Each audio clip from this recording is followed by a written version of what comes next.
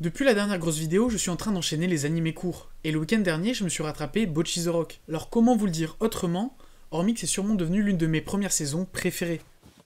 学生の頃は教室の隅っこで本読んでるふりしてるやつでした。友達いなくて。それが今では若者に絶大な人気を誇るバンドになったと。まあ、バンドは陰キャでも輝けるんで。そうなんですね。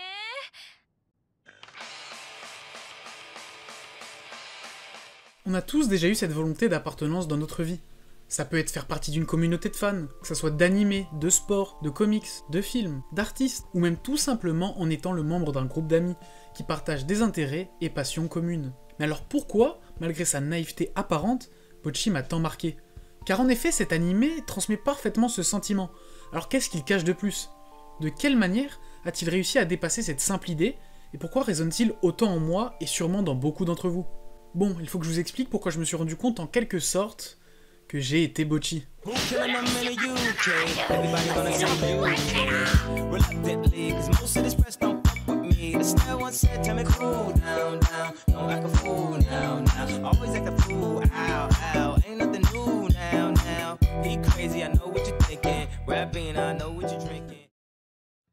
On suit l'histoire du personnage éponyme dans sa quête de rejoindre un groupe de rock. Je sais que ça peut sembler barbant, mais il y a une subtilité. Bocchi a de l'anxiété sociale, ce qui va être la base de tout le propos et le premier aspect comique de l'œuvre qui donne des situations exagérées mais très identifiables. Et pour poser les bases de ce que ça traite, il faut différencier être introverti et avoir de l'anxiété sociale. Pour simplifier, l'un est plus un choix. Quelqu'un d'introverti aime passer du temps seul, par volonté, ainsi qu'il a besoin de recharger ses batteries après être trop sorti. De l'autre côté, l'anxiété sociale est plus quelque chose que l'on subit et qui a des conséquences directes. Mais bien entendu, on peut être les deux. L'anxiété sociale, c'est être inapte à se sentir bien dans des situations qui nécessitent un contact humain. Ça peut se manifester assez facilement par la peur de parler ou d'avoir des eye contact notamment, mais aussi et surtout par le ressenti d'être jugé par n'importe qui par rapport à ce que l'on fait.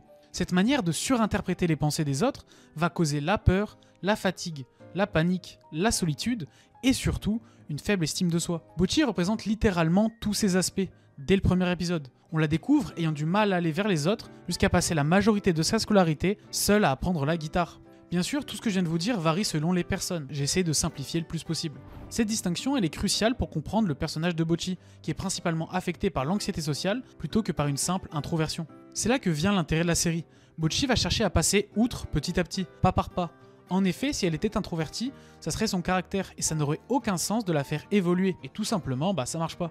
Ici, on a une jeune fille passionnée qui sait devenir comme son inspiration, un rocker qui a pu, en accomplissant son rêve, dépasser ses angoisses. Cet instant, il a directement motivé et changé sa vie. De son vrai nom, Hitori Goto, elle va alors apprendre pendant des années comment jouer de la guitare.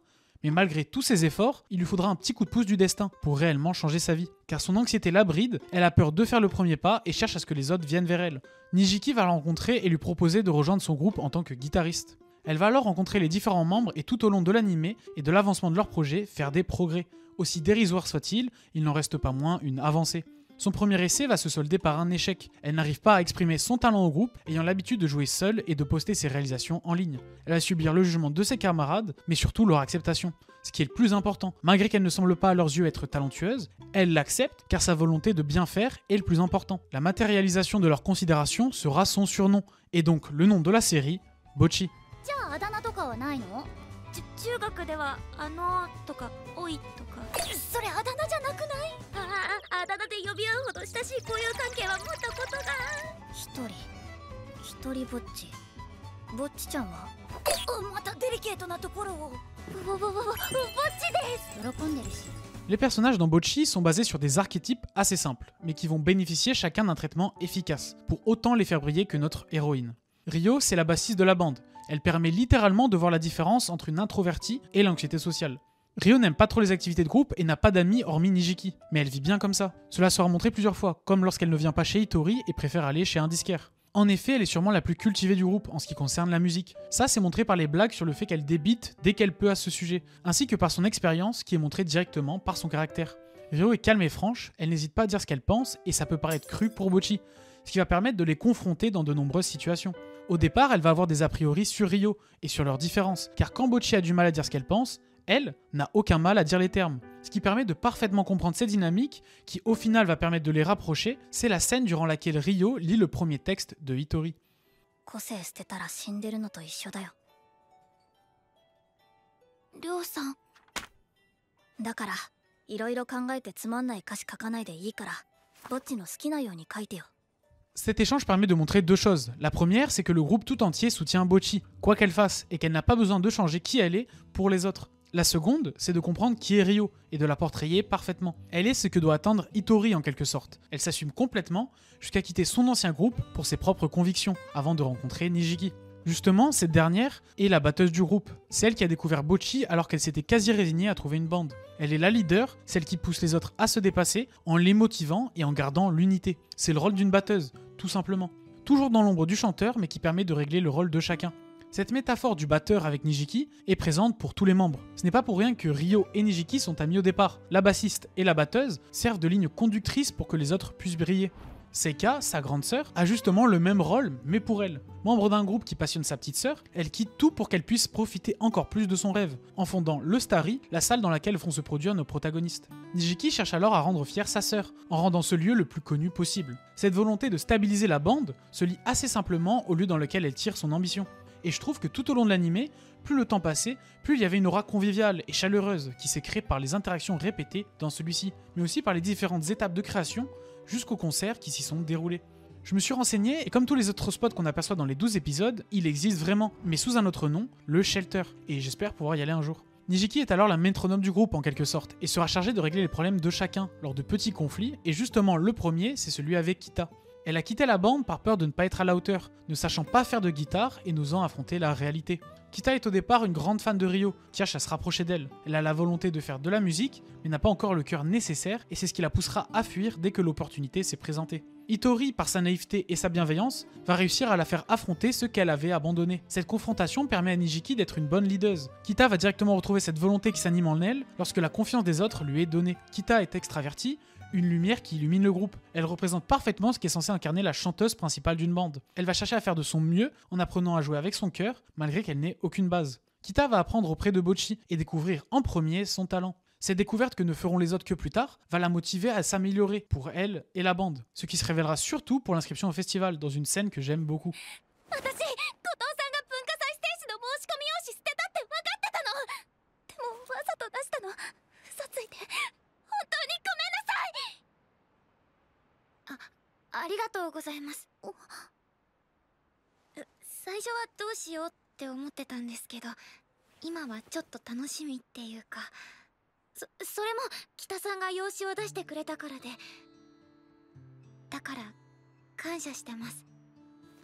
Kita, comme Nijiki, en bougeant les choses, a fait quelque chose que n'avait pas osé faire Hitori et qu'elle aurait regretté. Cet enthousiasme va être le cœur de la bande. Elle témoignera souvent de remords chaque fois que Bocchi est blessé, même légèrement par une remarque. Cette dernière, en étant la guitariste du groupe, est celle qui doit briller par éclat, celle qui s'exprime par sa musique, et son comportement le traduit parfaitement. Ce n'est pas seulement son anxiété sociale qui la rend identifiable, mais aussi sa passion pour la guitare, cette volonté d'interagir avec les autres pour atteindre son rêve et devenir qui elle veut vraiment être. Ce traitement par l'authenticité de ces archétypes, pour les rendre tangibles, humains, sert à faire ressortir des expériences que l'on traverse tous à un moment donné, ou peut-être que moi.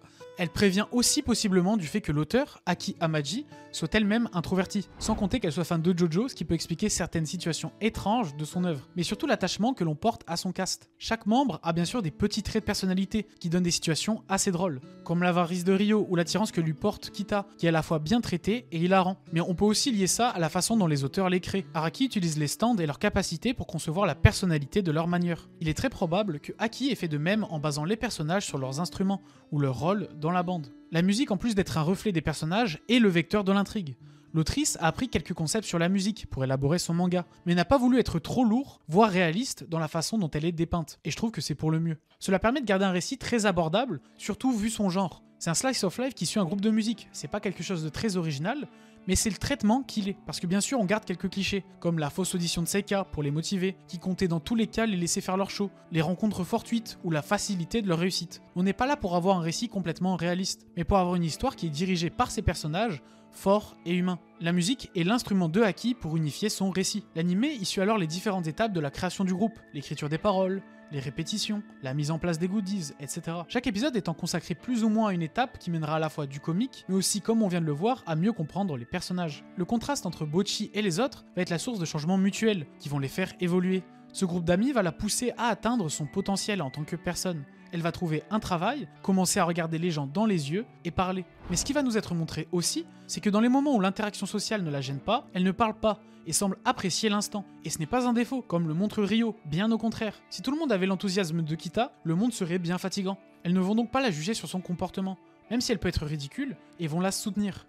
Le premier concert face à un public va être le moment qui met en exergue toute la première partie du chemin parcouru par Hitori. Au départ, elle se cachait derrière un carton. Puis, elle a réussi à faire un spectacle de rue. Et maintenant, elle se retrouve face à son rêve. Pour le matérialiser, quoi de mieux que de mettre face à elle ses 2 premières fans, qui ont acheté un ticket pour la voir jouer. Sauf que tout ne va pas se passer comme prévu. Le groupe est nerveux, chacun marche sur l'autre, et c'est ce que remarque Bocchi. La musique n'est littéralement pas celle qui sera diffusée à la fin de l'animé, mais bien une version qui retranscrit ce qu'elle dit.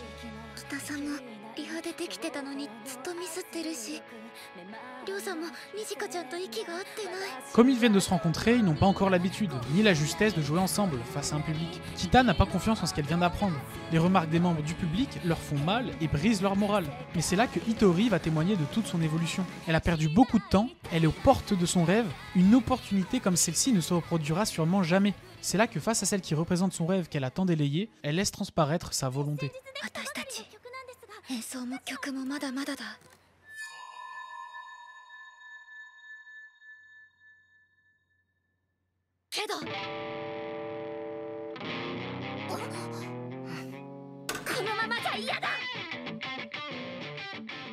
Elle lance la seconde chanson, permettant au reste du groupe de saisir leur chance. Cette fois, ce n'est pas Nijiki qui les guide, mais bien Bocchi. Cet instant soudain de musique, c'est sa décision de ne pas arrêter. C'est elle qui fait bouger les autres. L'initiative de Hitori va faire réaliser à Nijiki qui elle est réellement. En effet, elle écoutait les musiques qu'elle postait sous son pseudo, Guitar Hero. Bocchi, en accomplissant cette action, incarne ce rôle. Toute la séquence est géniale et l'anime va la sublimer, avec les lumières, la gestion de la musique et surtout les expressions et mouvements des personnages. Tout au long de mon visionnage, ça m'a frappé. Le travail sur la posture, les regards, les gestuels, qui permettent de caractériser les personnages ultra facilement. Juste en regardant l'expression corporelle et faciale, on peut comprendre qui elles sont. Et ça marche sur tous les personnages, hormis le père de Hitori qui n'a pas de visage bien sûr.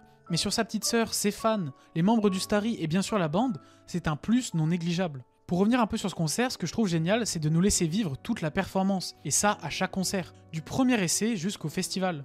La dynamique des personnages, quand on combine ça à tout le développement dont j'ai parlé, on est vraiment dedans. Même la CGI est géniale. Bocchi The Rock se permet le luxe d'avoir un album, dans lequel chaque seiyuu interprète une musique, et on a le droit à de sacrés bangers qui ne sont même pas dans l'animé. C'est comme si le groupe existait vraiment, et s'ajoute à l'aura de Bocchi The Rock. Elle s'est aussi construite par l'amour de la communauté sur l'ingéniosité des talents de Cloverworks, pour mettre en image les pensées de Hitori, avec de la pâte à modeler, de la 3D, ou même des plans en images réelles, sans compter sur le nombre de références à des animés qui proviennent du manga original, ou des idées farfelues des animateurs, ou même des références à la culture en général. Bocchi, c'est avant tout une célébration de l'art. Tout est beau, quasiment chaque plan est visuellement travaillé. Maman, ces décors là. On peut carrément se dire que ces 12 épisodes auraient pu être au cinéma. Et donc, c'est pas pour rien qu'ils vont sortir 2 films récap au Japon. Bref, pour en revenir au concert, suite à cette réussite en demi-teinte, ils vont encore plus passer des moments ensemble, afin que leur lien devienne plus fort. Car le dernier concert qu'ils attendent au festival va être le moment le plus important dans le développement de Hitori. Car elle va se retrouver face à littéralement ceux avec lesquels elle n'a jamais osé parler, ceux dont elle a peur du jugement. Et tout l'intérêt va être de voir comment elle va réussir à gérer cette situation. Juste, Hitori aurait sûrement fui dans ce genre de situation, mais là, elle a avancé, et peut-être trop littéralement. L'anime se conclut sur un parallèle habile avec le premier épisode. Bocchi est fière de ce qu'elle est devenue. Au-delà de tout ce message sur l'anxiété sociale, il y a un sous-texte que je trouve tout autant pertinent, lié intrinsèquement au souhait de Hitori. Cette volonté de devenir connue et d'avoir de la reconnaissance, qui représente à la fois ce désir de s'éloigner de sa situation initiale, c'est-à-dire le fait d'être seule et d'être anxieuse socialement, manifeste aussi quelque chose d'encore plus universel. Bocchi cherche tout simplement à exister, à laisser une trace, peut-être infime, mais qui fera que les gens se souviennent d'elle. On a tous déjà pensé à ce qu'on allait laisser à notre mort. Qu'est-ce qui fera que les gens se rappellent de nous? Certains voient sur le long terme, en faisant des œuvres ou des actes qui traversent les générations. Mais d'autres ont pensé à cette question sur une échelle moins grande. Qu'est-ce que mes proches vont dire de moi? Mes enfants, ou même mes petits-enfants? Cette marque que je vais laisser, est-ce que j'en suis fier? Ai-je bien vécu? Tous ces raisonnements ont un écho plus ou moins direct dans le personnage de Hitori et son anxiété sociale.